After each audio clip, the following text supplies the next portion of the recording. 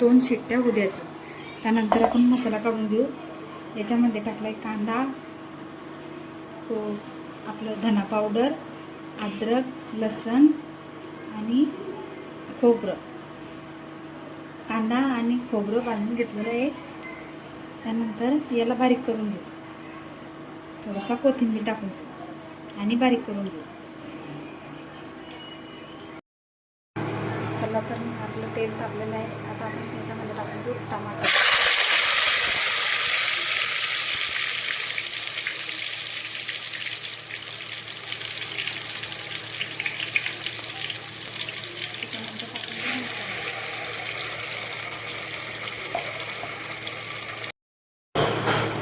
तर मसाल्यात टाकून देऊ.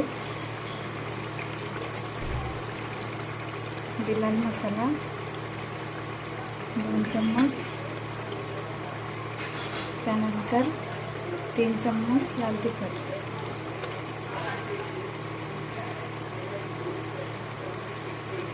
आणि मीठ टाकून देऊ.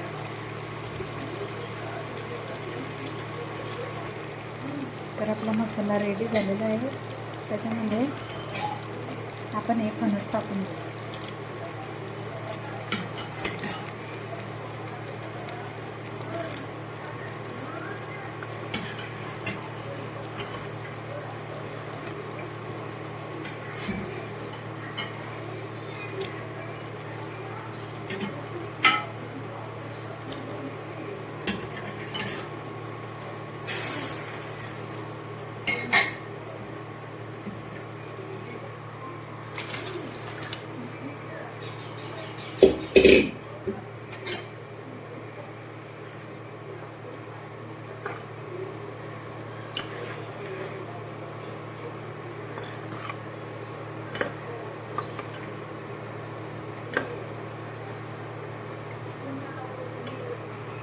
थोडा वेळ बारीक गॅस करून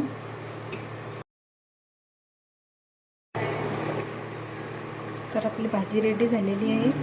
वरतून कोथिंबीर टाकून देऊ.